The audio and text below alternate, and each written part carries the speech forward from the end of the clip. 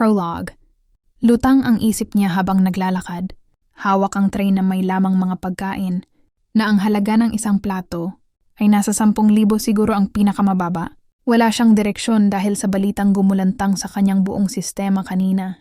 Halos mabitiwan niya ang cellphone dahil doon, nang mag-umpisa siyang humagulhol sa banyo. "Ang tatay mo nasa ospital, nag-aagaw buhay?" The voice of her mother thundered in her ears and now still echoing inside her head. 500,000 piso ang kailangan para maoperahan ang ama niyang inatake sa puso habang hila ang bakas sa kabukiran. Kanina rin mismo, sa kanilang probinsya sa Oas, Albay.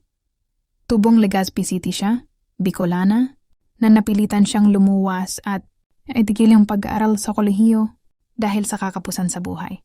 Maganda siya. Kung sa maganda pero kulang siya sa height para ipambato sa beauty contests, kaya hindi siya kailanman nakuha bilang kandidata. If she was only blessed with height, she'd probably earn and help herself when it comes to her studies. Kaya lang ay pandak siya. 5'1" lamang siya. Hindi pa siya nakapagtapos ng first year. College kaya ang kinauwian niya ay pagiging waitress. Hindi rin siya qualified kung tutuusin. That's what the manager said during her interview. Nadala raw ng galing niyang makipag-usap, self-confidence at sa ganda ang kakulangan niya sa edukasyon. Mukha naman daw siyang matalino kaya ipinag-hire pa rin siya. Hulog yun ng langit sa kanya. Luminga siya sa paligid, laman ng isip ang problema. Saan siya kukuha ng 500,000? Baka naman kumalas na ang tinggil niya sa pagiging serbidora sa 5-star restaurant na ito ay hindi pa rin siya nakakapag-ipon ng pera. Manila rate siya, libre ang tirahan pero hindi ang pagkain. Nagpapaaral siya ng 2 kapatid na nasa high school, ang kambal niyang mga kapatid na sina Lexa at Lexus. She's helping her parents. Isang hamak na magsasaka ang ama niya, nakikisaka at nagtatanim ng mga gulay sa bukid. Ang nanay niya ay taga-benta naman sa palengke ng mga iyon. Sa pagtawid sa araw-araw na buhay ay nakakatawid naman sila, pero kulang sa iba pang mga gastusin para makaahon sa kahirapan. Ang lupang kinatitirikan ng bahay nila sa probinsya ay hindi kanila. Sa may-ari yon ng lupa, na minsang nag-alok sa kanya ng hindi maganda ang matandang balo. Hindi niya yun ipinarating sa tatay niya dahil baka magalit ay awayin ng lalaki. Baka palayasin sila. Wala silang malilipatan. Hart forced herself to give what her siblings needed to study. She provided them Wi-Fi, computer and other gadgets. Salary deduction yon at binabayaran pa rin niya hanggang ngayon. Kung may ipon man siya, kakarampot iyon at wala pa sa 50,000. Paano yun makakapagpa-opera sa ama niyang mamamatayin?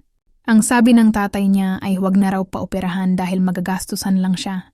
Hayaan na raw iyon. Kung hanggang doon na lang daw ang buhay ay tanggapin na. Hindi niya kaya na ganun lang. Napakasakit bilang anak na wala siyang magawa para sa mga magulang na nangailangan.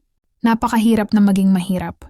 Mabuti pa ang mga tao sa restaurant na pinagtatrabahuhan niya, mga walang pinoproblema, nakakapaggastos ng halos 30,000 sa isang kainan para sa 2 tao lang. Sana ibinibigay na lang niya yon sa mga taong nangangailangan. Halos mapahigbi si Hart sa mga salitang yun na naalala niya. Pinigil niya ang sarili. She looked for VVIP table. 09. Alam naman niya na kapag VVIP ang pagsisilbihan, kailangan ay mas maingat pa siya sa maingat.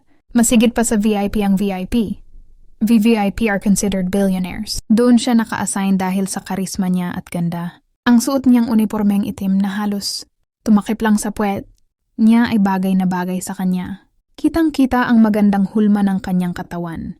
Frankly speaking, Macho Cafe and Restaurant is generally visited by men. May mga babae rin dun pero karamihan ay lalaki.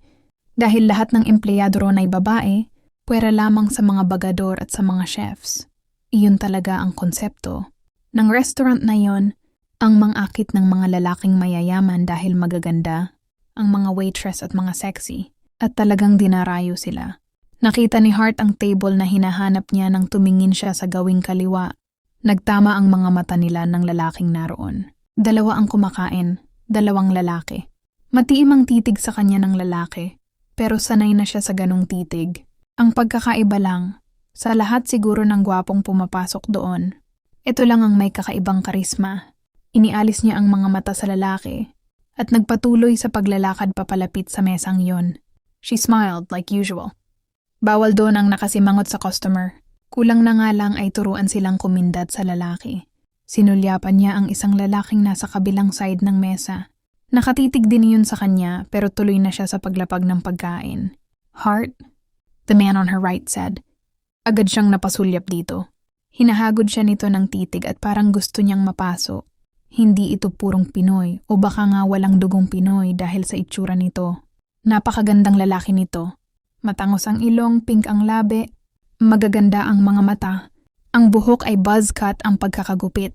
Alam na alam niya ang ganong gupit dahil kay Lexus. Ganon parate ang ipinagugupit ng kapatid niya. She shivered because of his tone. It was a baritone. "Sir?" she asked softly. "We didn't order anything," he said, and her face was in real horror. She looked at the number again, and now it isn't 09. "It is number 06!" Nataranta siya. Kaya pala puno ang mesa ng dalawa dahil mali siya. "So sorry, sir." Nagmamadali niyang kinuha ang mga inilapag niyang mga pagkain, habang paulit-ulit sa paghingi ng paumanhin. Sa sobrang kalituhan niya ay natabig na niya ang iced tea nito sa baso kaya halos mapatili siya ng bumuhos. Iyon sa may zipper nito. Diyos ko, pasensya po. Hindi siya magkadaugagang hingi ng paumanhin.